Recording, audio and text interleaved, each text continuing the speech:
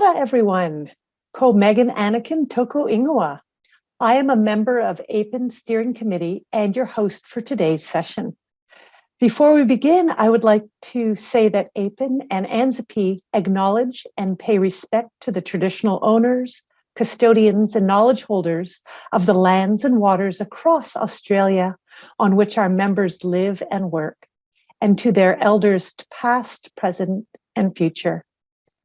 AIPPEN and ANZIPPE also acknowledge Maori as Tangata Whenua and Te Tiriti o Waitangi partners in Aotearoa, New Zealand. I invite you to introduce yourself and make any acknowledgements you feel are appropriate using the chat function of Zoom, please. Please also ensure that your first and last name are visible on your tile. And if you're an AIPPEN member, please just maybe put an A at the end if we already don't know who you are, or you can fly a background flag like me. I'd also like to advise you that this event is being recorded. So if you do not wish to be recorded, please feel free to turn off your video. I will encourage you to turn it on when we are in breakout rooms, because we are going to have some small group discussions today, and nothing in the breakout rooms will be recorded.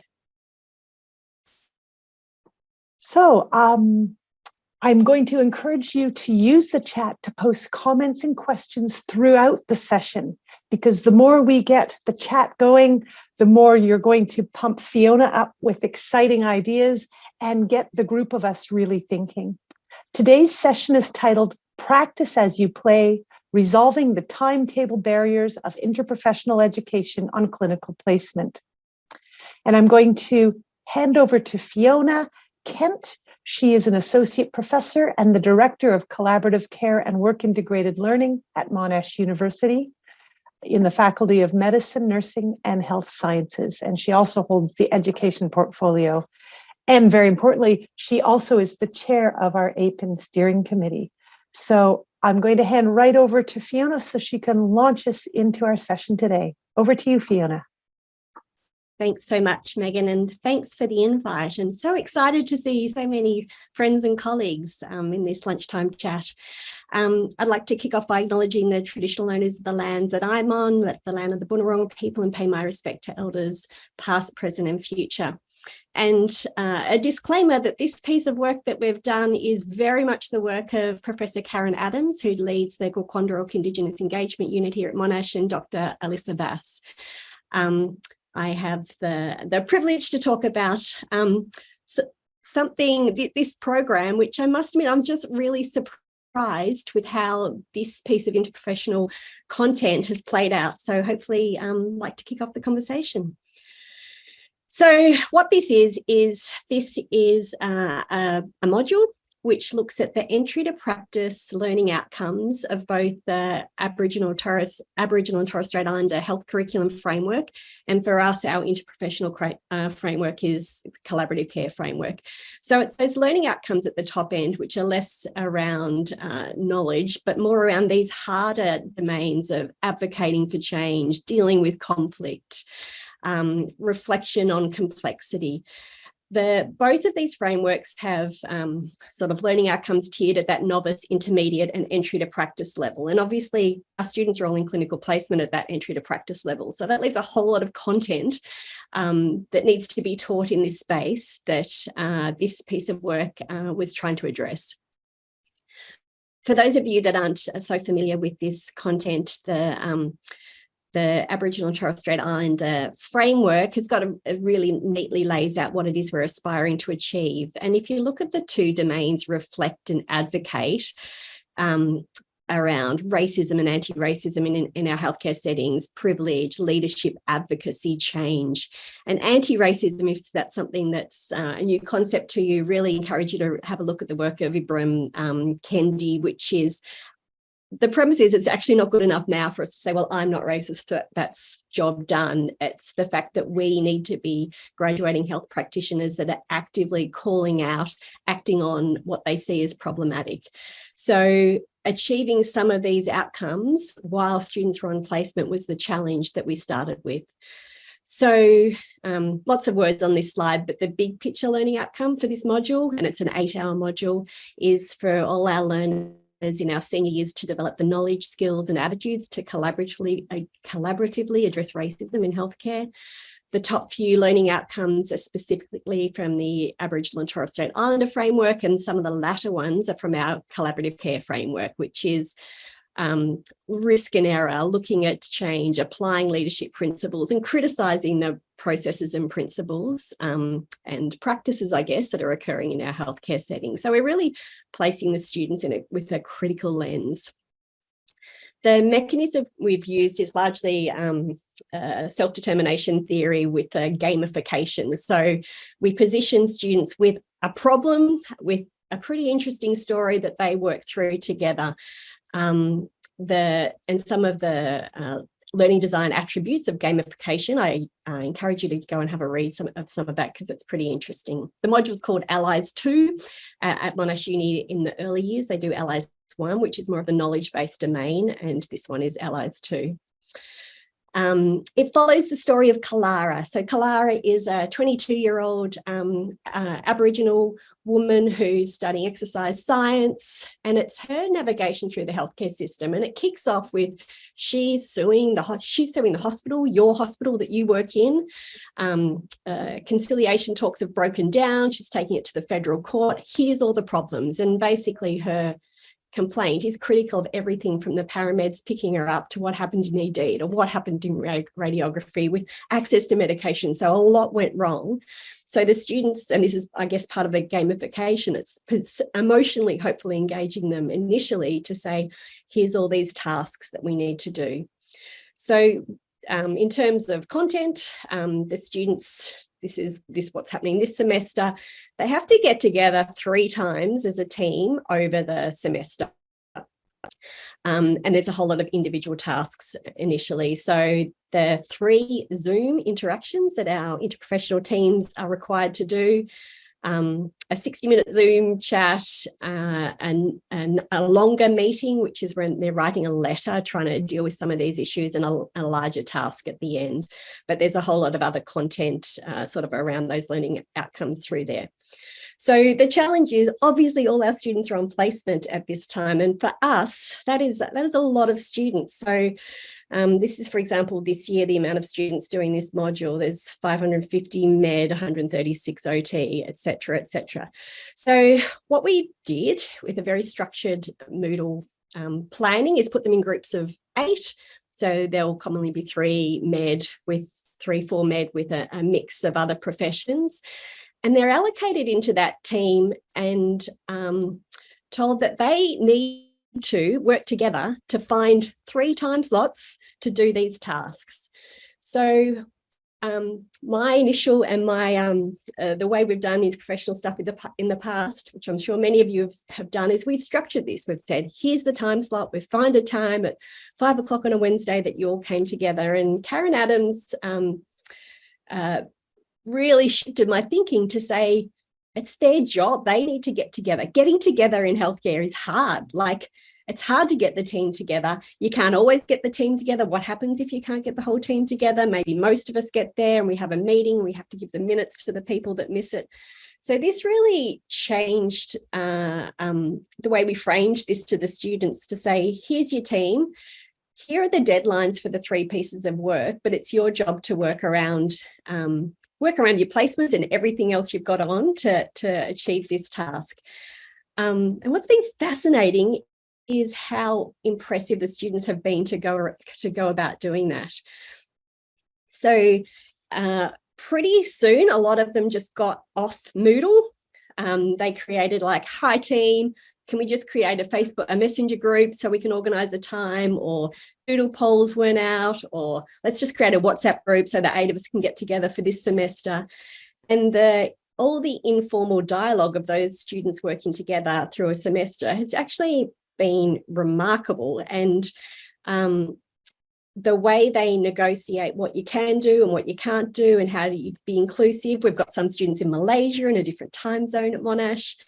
And certainly that idea of the clunkiness of some of our university communication methods, such as the Moodle forum, where how you get those alerts. The fact that of all the teams this semester, so many of us created a messenger group and like, hey, I'm team 35, let's catch you all whenever. I went in to look at, well, when are they meeting? So this is just, they meet 3 times. So this is when they meet for the first meeting. If you could say what's the most common time they're meeting, it's like 6 o'clock on a Wednesday, Thursday, Monday. Some of them are meeting at like 10 p.m. to go, that works best for me around, all my other commitments. And there's, as you can see, 6 groups meet on a Sunday, 8 groups met on a, on a Saturday, and groups meeting on a Sunday as well. So for me, so many learnings from this is around how much control and structure we put around our interprofessional education initiatives, and certainly very facilitator heavy. The feedback that and the interaction that facilitators have is certainly still pretty structured through like all those, the meetings need to be recorded on Zoom and posted so that Alyssa does go in and check what's occurred in those meetings.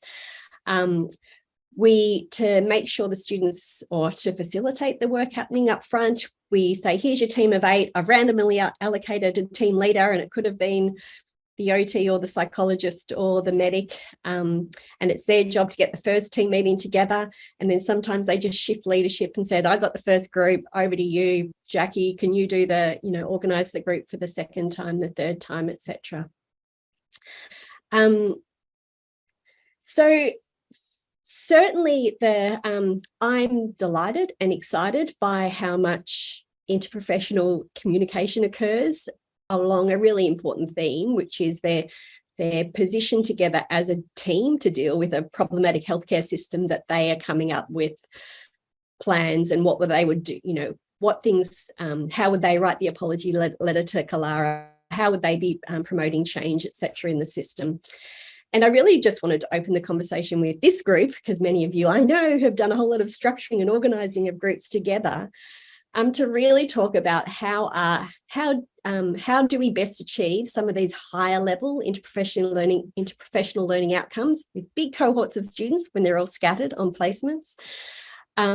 Really have a look at this student autonomy. I think we've been very educator heavy, and looking at what can be achieved with handing the task over to the students to have a conversation about that, and really talk about the facilitator role in these entry to practice learning outcomes, as opposed to the traditional ways that we've designed and delivered a lot of this content.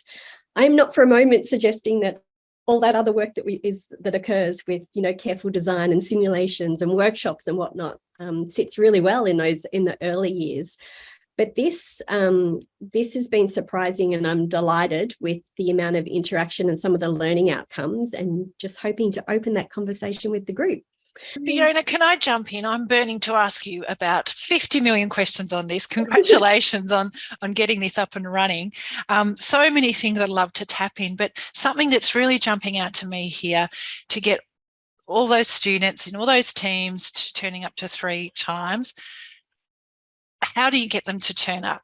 Is it compulsory? How? Yeah. In what way? Is it in terms of assessment, or what's the secret?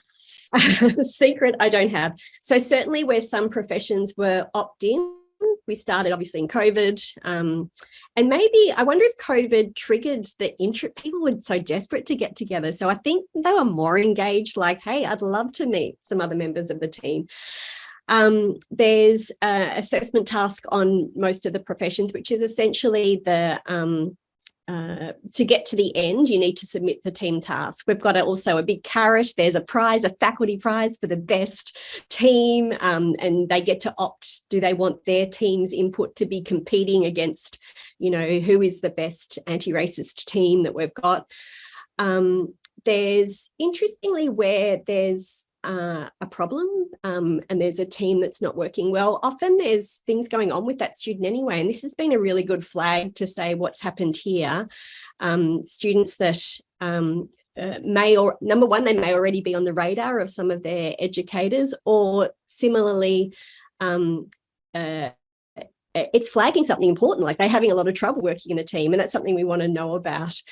There's for some of the professions, there's literally the final task is graded, like, you know, detailed feedback and a mark given, but for many it is a requirement to get to the end. So we give them lots of leniency to, like, if you can't get to the team meeting, no worries. As a team, what happens in practice when you can't get to the team meeting?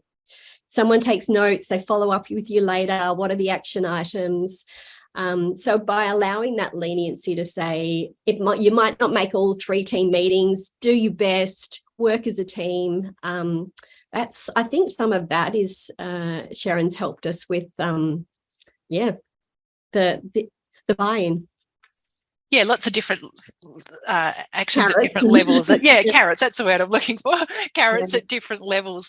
I mean, through our experience, there's always and it is a small handful of students that, despite the carrots, don't turn up, but will complete assessment at the end and take the glory of the collaborative team effort. And that's something that we've always struggled with. And we've put some things in place, but it's a minority we're trying to fix there, though, and they're probably the ones that may never work in a collaborative way anyway. So, you know, it's tricky.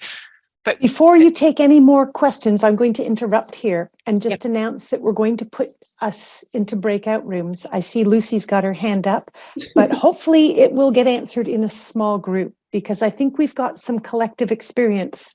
And if there are questions about process or details that you'd like to clarify with Fiona, please pop them in the chat so she can answer them as we're going here. But I think it's really important we put you in breakout rooms with a small number of people so you have a chance to have a really good discussion. You'll notice in the chat, we've put the discussion questions in there.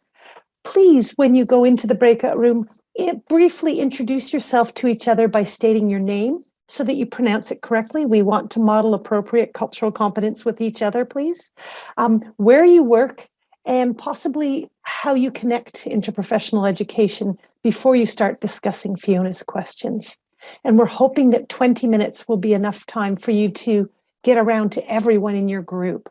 So I'm hoping that some of our fellows and AIPPEN committee members can act as facilitators to make sure everyone has a go in the next 20 minutes. Is there anything else you'd like to say before we ask Jill to pull the plug and put us in the rooms, Fiona? No, happy to go. I'm responding to some questions in the text in the chat for people that have sent. Thank you. All right, please put us into breakout rooms. Have a great conversation, everyone, and we'll see you in about 20 minutes. All right, everybody's back. Thanks so much for your the interesting chats. I wish I could have got round to more rooms. I really just wanted to, I'm aware of the significant wisdom in the room here. So maybe I'll just throw to any AIPPEN folk that want to tell, sort of summarize the main discussions in their rooms. Fiona, I'm happy to talk a little bit about our team 1. Admittedly, when we got there, we couldn't remember what the questions were, but so we did go on our own tangent. But we were really, I guess, discussing some of the age-old issues of IPE, of, you know, getting the people together to start with, and we were from different contexts too, universities, clinical settings, etc. So a lot of focus about how do you get them together, and that the space of synchronous and asynchronous online IPE really filling that void.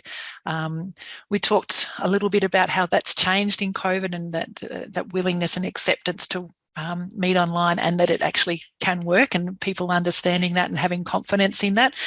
And we sort of raised too, well, what will it be like in 5 years' time? Is everyone going to start flipping back in time to wanting to do more face-to-face, or is this acceptance and excitement about the online stuff going to stay? And our gut feeling was that with the flexibility that it seems to offer, and certainly the digital age and the younger people coming through that grew up with this stuff, that we think it's here to stay. So a really exciting space to work in. So that didn't answer any of your questions, but that's what we talked about. Super. That's all this is about, just having the chat. Any other AIPPEN folk here that happy to share? Kerry? We were just about to solve everything when we got caught back into the main room. So Lucy was on a roll. So but we talked about, I guess, those challenges associated with having, there was a couple of contexts, having buy-in for in the postgraduate space, so the working clinician space, and how you enable that, and how you manage getting people together in busy work environments. And we also talked about that tension between clinical clinical placement experiences, and how we manipulate or engineer those for interprofessional learning, but then they don't necessarily mirror reality. So there is that, as Lucy was saying just at the end, we do that for them, and then they come into work or graduate and say, well, hang on, why aren't we doing this? So, but again, that, is it our imperative as academics to be pushing that health service architecture space that says, this is the norm, this is the way we do things? Yeah. I hope I summarised it. I was listening to most of it. It was very, very inspiring. I kind of like the message that, no, it is hard to get people together in the healthcare setting. It is hard. It's hard to get everyone to the table. Often someone doesn't rock up. You've got to have you've got to have strategies. What does it feel like when all the team don't do work? As opposed to, we, in some ways, make it too easy to go, here's your group, it's all organised, work together. So yeah, thanks, Kerry. All right, any other... Fiona, can I just say something? Can I ask questions rather than, well, we had a really interesting discussion. But I'm really interested, we have a bit of an issue sometimes when the students all have a similar learning experience, but the assessment's a little bit different. So you were saying some of the students, get a final grade and lots of feedback, and others my understanding of what you said was more that you have to complete the tasks and then you're competing for this, best anti-racist team. Yeah. So how did you manage that? The different there's a different assessment for the same experience. Yeah, look, this is our third or fourth go. We're getting hopefully everyone to the same page, because absolutely it's a problem. Like in one of the first iterations, it was opt-in for one of the professions. So you could go in and watch the videos, and one profession would say, for my group, I don't even have to do this. And it just changes the dynamic of that group of 8 straight away, when everyone else is like, well, we have to do this. So our rule will be, certainly from next year, is absolutely, it's everyone in. There's not, and if your whole profession doesn't have to do this, then nobody does it. It breaks the dynamic of the group. And we're trying to get everyone to the same page on what that final assessment piece looks like, bearing in mind what some people are really keen and willing to do with a small cohort is really hard. With medicine, we're going in and reading every 6th response or something. So it's, once again, we have to be flexible with respect to the professions and staffing and whatnot. So it's not perfect. We're just trying to get to as close a point for everyone as possible. Yeah, I think aiming for perfect has been one of our problems in the past, as you said. So a good pragmatic approach is good. Yeah, cool. Thank you for that. Enough time in the IPE world, I've given up on perfect. It's all about what can be done. Maybe one other comment. Any other AIPPEN crew? Gary here. Just to say that for me, and certainly with our experience at Griffith, where I was previously, the clinical space is the best place for consolidating interprofessional learning outcomes rather than actually achieving them, as it's sort of, interprofessional collaborative practice is what people should be doing on placement. They should be engaged in their teams and collaborating with each other. So organised activities during that time are really difficult on an interactive basis. You can do individually based consolidation activities like an assessment piece where they reflect on the practice they've been seeing and critique it. But organised activities are really difficult when people are in clinical spaces, and probably not the best use of the clinical space time either, perhaps. Yeah. Slightly controversial point of view, sorry.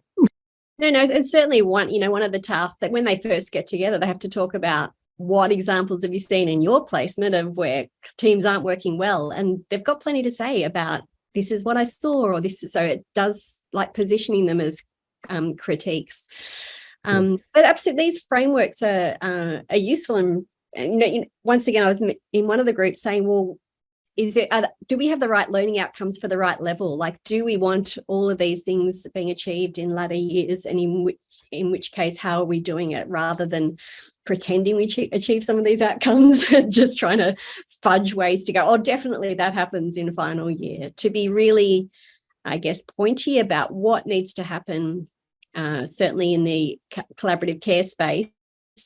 But in that whole the idea of Torres Strait Islander curriculum framework, it's all about teamwork, managing anti-race, like they're big learning outcomes for senior students to achieve. And the idea that sort of achieved or not achieved is actually binary rather than a spectrum is also a bit kind of artificial, isn't it? Yeah, absolutely. So it's moving them along that spectrum and consolidating their learning rather than perhaps doing it. Yeah. I'm absolutely not proposing I've resolved all of this, just really wanted to have the conversation about this is how we're going about it, to see what other people are doing. Sharon, do you want to have the last word? Because I think Megan wanted to. Oh, it might not be appropriate for me to have a last word here, but it was just really to pick up on one of your points. I'm seeing it on the screen here, discuss the facilitator role in facilitating the obtainment of these outcomes. Just your thoughts on that. We've been always used facilitators in our program, and whilst there's benefits to that, it's a very expensive process as well. So just wanted to hear a little bit on your reflections on how that, or not having the facilitator, went in the program. So it's certainly through subsequent iterations, being so clear on what these tasks are, and very clear expectations, and the fact that through all the response, whether they all get individual feedback and whatnot, there's always the exemplar response about these are the common things that done well and not done well in that team. So no one can really get out the other end not with a clear understanding what the main learning outcomes here on what is anti-racism, what is ineffective teamwork, what different people do. So it's not zero facilitator. There's a whole lot of facilitator in design, and there's facilitator touch points, but less of the facilitator in the Zoom, in each group, making sure the team works well. Because I think we have to give them the autonomy. They're on placement to be overseeing at that level. Shouldn't be necessary, because as Gary said, you've done a body of work beforehand, which is this is what good team communication is and whatnot. Thanks, so Fiona. It's not facilitator redundant for sure. I will encourage you to please continue these conversations if you've made some nice connections in your breakout rooms. I know people here are here because we want to talk to each other. So please feel free to email someone that you've met today to continue this conversation. We do value your feedback, because the goal of today's session was to encourage conversations between people interested in interprofessional education, to exchange ideas and practice, and we know we will get there together.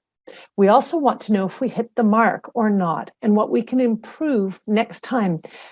We've had over 50 people join us today, which is astounding. So there is some need out there for us to connect with one another. And if Fiona and I are going to plan for next year, we really want to know what you would like to have conversations about.